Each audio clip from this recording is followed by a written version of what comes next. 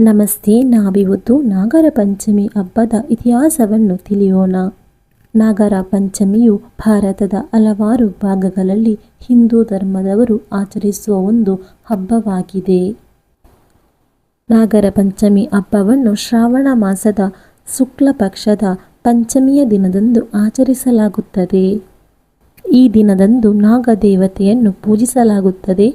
ಪೂಜೆಯ ಅಂಗವಾಗಿ ದೇವಸ್ಥಾನಗಳಲ್ಲಿ ಮತ್ತು ದೇವಸ್ಥಾನಗಳಲ್ಲಿ ನಾಗದೇವರ ಕಲ್ಲಿಗೆ ಹಾಲು ಅರ್ಪಿಸುತ್ತಾರೆ. ನಾಗದೇವರಿಗೆ ಅಭಿಷೇಕವನ್ನು ಮಾಡುತ್ತಾರೆ. ಹೂಗಳಿಂದ ನಾಗದೇವರ ಕಲ್ಲನ್ನು ಅಲಂಕರಿಸುತ್ತಾರೆ. ನಾಗರ ಪಂಚಮಿ ಹಬ್ಬದ ಇತಿಹಾಸವನ್ನು ತಿಳಿಯೋಣ. ಜನಮೇಜಯ ರಾಜನು ತನ್ನ ತಂದೆ ಪರೀಕ್ಷಿತ ರಾಜನ ಸಾವಿಗೆ ಸರ್ಪವೊಂದು ಕಾರಣವೆಂದು ತಿಳಿದು ಭೂಲೋಕದಲ್ಲಿ ಸರ್ಪಕುಲವನ್ನು ನಿರ್ನಾಮ ಮಾಡಲು ಸರ್ಪಯಜ್ಞವನ್ನು ಆರಂಭಿಸುತ್ತಾನೆ. ಆ ಸಂದರ್ಭದಲ್ಲಿ ಸರ್ಪಗಳ ದೂರದ ಬಂಧುವಾದ ಆಸ್ತಿಕ ಋಷಿಯು ಸರ್ಪಯಜ್ಞವನ್ನು ಮಾಡುವ ಜನಮೇಜಯ ರಾಜನನ್ನು ಪ್ರಸನ್ನಗೊಳಿಸಿಕೊಂಡನು.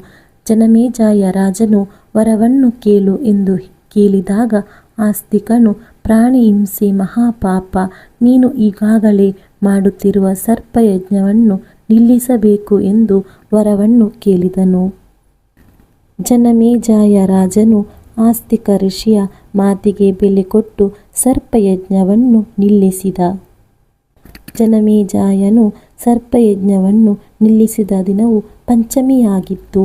ಮುಂದೆ ಆ ದಿನವನ್ನು ನಾಗದೇವರನ್ನು ಪೂಜಿಸುವ ನಾಗಪಂಚಮಿಯಾಗಿ ಆಚರಿಸಲಾಗುತ್ತದೆ. ಶ್ರಾವಣ ಮಾಸದ ಮೊದಲ ಹಬ್ಬ ನಾಗರ ಪಂಚಮಿ ನಮ್ಮೆಲ್ಲರ ಬಾಳಲ್ಲಿ ಸುಖ, ಸಂತೋಷ, ಸಮೃದ್ಧಿಯನ್ನು ತರಲಿ. ಧನ್ಯವಾದಗಳು. ಸಿಗೋಣ ಮುಂದಿನ ವಿಡಿಯೋದಲ್ಲಿ. ವಿಡಿಯೋ ಇಷ್ಟವಾದಲ್ಲಿ ಲೈಕ್ ಮಾಡಿ, ಸಬ್ಸ್ಕ್ರೈಬ್ ಮಾಡಿ.